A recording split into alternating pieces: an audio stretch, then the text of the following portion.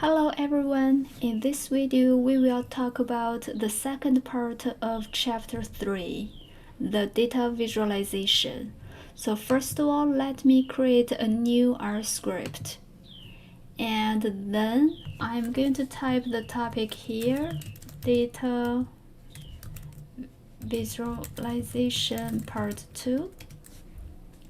And one thing I want to talk about for using R is that you shouldn't be scared of getting error messages. Like sometimes if I type x greater than 3 and I get an error message. Sometimes the information is hidden in that message. So you may be able to read that error and think about how you can fix it.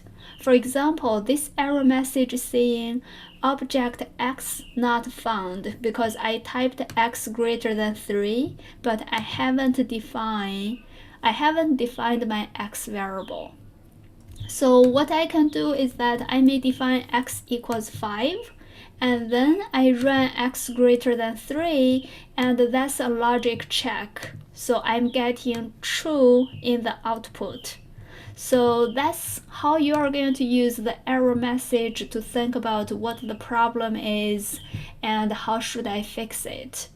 And also, as I mentioned in the previous video, I have talked about to use question mark to get help directly. For example, if you are confused about how to use ggplot, you can actually use question mark of that ggplot function, and you can click run, and that ggplot should be in the help tab. But now you can see here, no documentation for ggplot in specified packages and libraries. And the problem here is that we haven't loaded the package ggplot2 because ggplot is a function that is within ggplot2 package. So every time before you even ask a question about ggplot, you should load that package by using library ggplot2 before you use it. And then this time, so these are just warning messages, it's fine, it's not like something like an error. And then this time I can run question mark of ggplot, and you can see the full detailed explanation about the ggplot function. And this is for creating a ggplot. Like there are the things I find helpful is to use the examples in the end.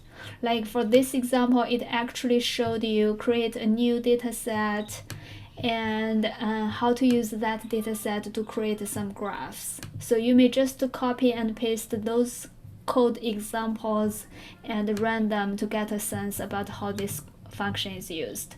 But because for this chapter we are focused on learning this function, so there is actually no need for you to read in detail about this function. We used MPG data.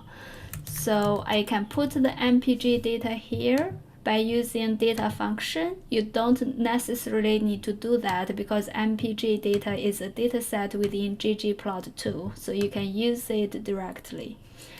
But to give you a sense about the variable names in that data, you can still run the names function so that you know how many variables you have. And the dimension function is to give you how many observations you have and how many variables you have. So those are the basic functions that we have been using all the time. And let's try to review what we have talked about. So for ggplot, first of all, we need to specify the data set. And then you assign the aesthetic information, which is through AES, like by specifying what is your x variable and what is your y variable, you are able to draw graphs based on the specified x-axis and the y-axis. So the graph we were drawing last time is called GEOM point. So because I have specified the x and y variable in here, then when I add another layer to that graph, I don't really need to specify the AES again. So I can also copy everything there. I believe you are going to get the same information. So this is our scatter plot for checking how does engine size affecting the efficiency. And you can also copy the AES within the GEOM point.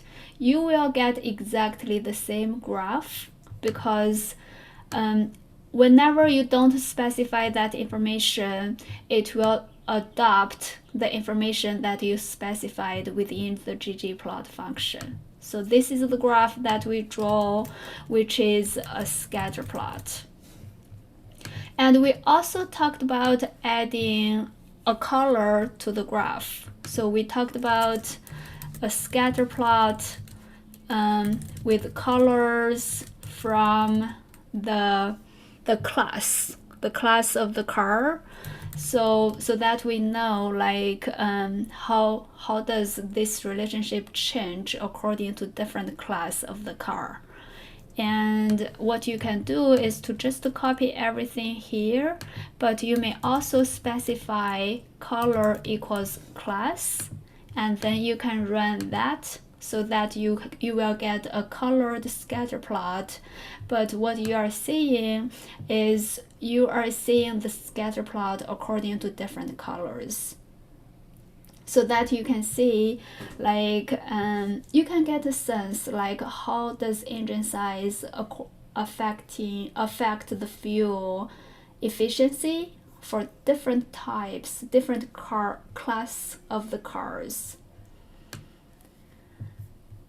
And that's it. So one thing we want to talk about for today is to add a facet.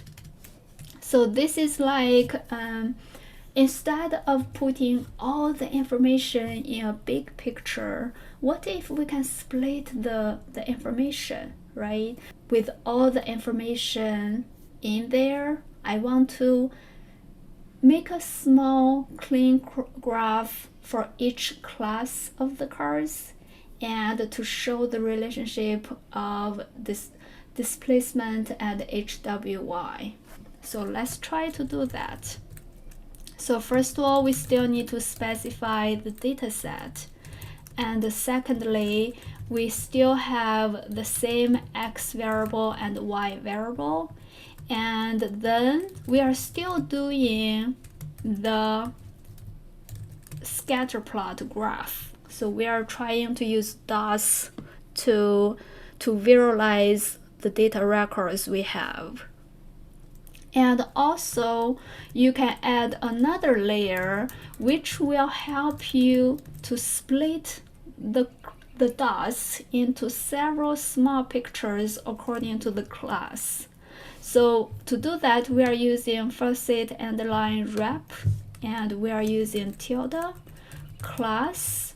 So let's try to do this and see what we are going to have on the right side. This picture here is too small. You may want to zoom it so that you can see a clear picture about two-seater, compact, mid-size, and each class of the car. How does displacement affecting the HWY? Another change you can make this graph look better is that you can see we have 7 graphs in total. If you want to make each row has more pictures, more small pictures, you can actually add your row number by specifying like I want to have 2 rows of small pictures, so that the one line I will have 4, another line I will have 3. So you can actually specify that information here by using a comma and n row equals 2. N row means number of rows. And if I run that, you can see the graphs are changed into a tighter format, like 4 lines, 4 graphs on the top, 3 graphs on the bottom. And you can change that number to any way you like. You can even make it 7 rows so that you have all the graphs stack up like this. I don't think this is a good graph, but just to show you, you can specify how you are going to display the small pictures you're creating. Okay, another thing I want to talk about is the geoms. So if you have practiced with me, you will notice that we were typing GEOM all the time as the second layer of the graph. Like the first layer is the gray drawing paper, and the second layer we are adding dots to it. And if you have watched the first video, we add a smoothed line as the third layer. Actually, in ggplot2 package in general, we are using different GEOMs to specify different kinds of graphs. For example, we can create GEOM. We have created the GEOM points to draw the scatterplots, right? And you can just draw a smoothed graph without drawing the plots, without drawing the scatterplots. For example, you can actually just draw the smooth line on the AES by specifying X variable and Y variable. You can just use GEOM smooth to do a smoothed line about these two variables. So let's run it. You see this graph here? So if you are just adding the GEOM underline smooth, you are adding a smooth line to describe the relationship of displacement and HWY. So you are just doing that when you just use GEOM smooth. And if you've already forgot it, we can show you, let me show you the GEOM point. So what we are changing is just changing the name after the underline of GEOM. So if I run this, we are just seeing a scatter plot. And all these GEOM things can be stacked together. Like, as I said, ggplot2 is like drawing graphs, adding one layer at a time. So you can actually draw the GEOM point, and after it you add a plus sign, and then you add the smooth line. So this is like first layer, the drawing paper, second layer you are adding the points, and third layer you are adding the smoothed line. So this is like a 3-layer graph: the scatter plot, the smoothed line. You can actually change the line like according to a categorical variable, because sometimes the relationship is different for different group of the data, like the class data we talked about. Actually, another variable called DRV in the data, I just ran question mark on MPG, and so that I can look at the detailed information of each variable. And DRV is the type of drivetrain. So we have front wheel drive, rear wheel drive, and 4-wheel drive. If you want to draw the smoothed line according to different drivetrain information, then you can actually specify that within the GEOM underline smooth, because you are changing how the smoothed lines are drawn. So what we can do each time when we want to specify something, like how should we draw it, then we need to put that information within the AES, aesthetic information. And then we can specify line type equals DRV. DRV is a variable within the data set. So it's not a specified type of line. It's just we want to draw different types of lines according to different types of drivetrains. So for this one, you can think of that smooth line for each DRV. Yeah, let me make that note there. So you can run this line of code, and then you're going to see how does it look, right?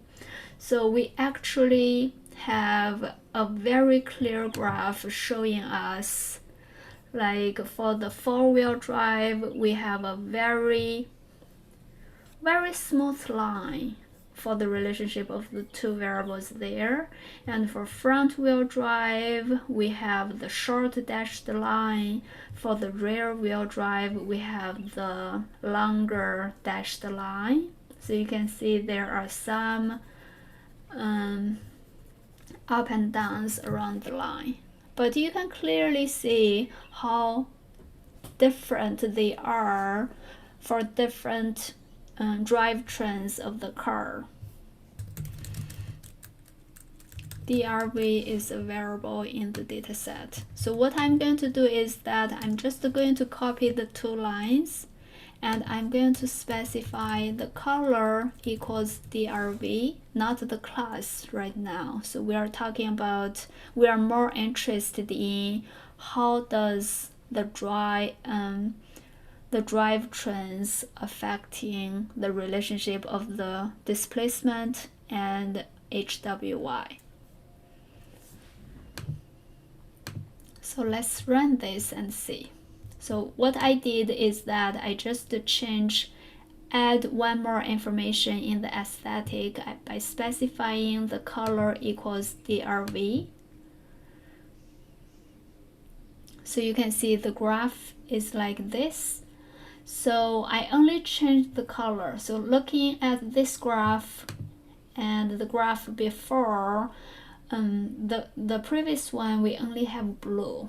And right now we have three colors indicating different DRV values. So what if we add a second layer to that? We are adding the points,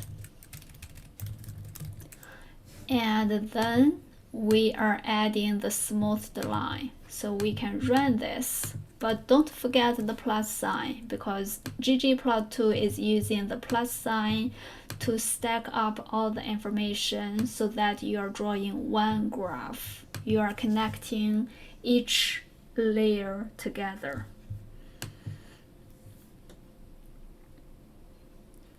Yep, so this is the graph that we are showing the scatter plot according to DRV information, as well as the smoothed line for each DRV value. And so sometimes you may think this graph doesn't look clean to you because we have different colors of dots, different colors of smoothed line, and we also have the gray shaded area. Especially for the blue line here, the shaded area is so wide and so disturbing. So one thing you can do is to remove that gray shaded area. So that gray shaded area is actually showing the standard error. Let me copy. To do that, we can actually add comma SE equals false. SE equals false means we are telling RStudio do not draw the gray shaded area for us. We only want the smoothed line.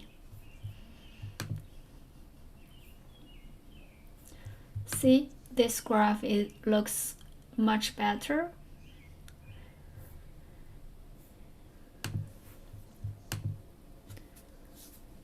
One thing I noticed about the scatter plot with smoothing line is that we have so many dots on the graph already, and the dashed lines do not look very nice on top of the dots. So what if we change the dashed lines into solid lines so that we can clearly see the dots as well as the trend according to each color? And we can actually do that easily by copying the code that we have written and by making changes to them. So we are changing color according to a categorical variable. We are doing smoothed line without the shaded area. And we want solid smooth line only, like no dashed lines because they are on top of the scatter plot. It doesn't look very well.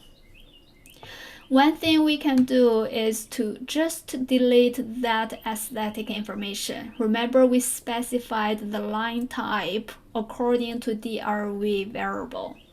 And that variable is making us having short dashed line, long dashed line, and solid line. And those are very disturbing, so we just delete that information and we can run the code here.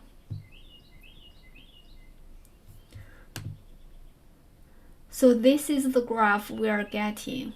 I think this looks much better comparing with the dashed lines.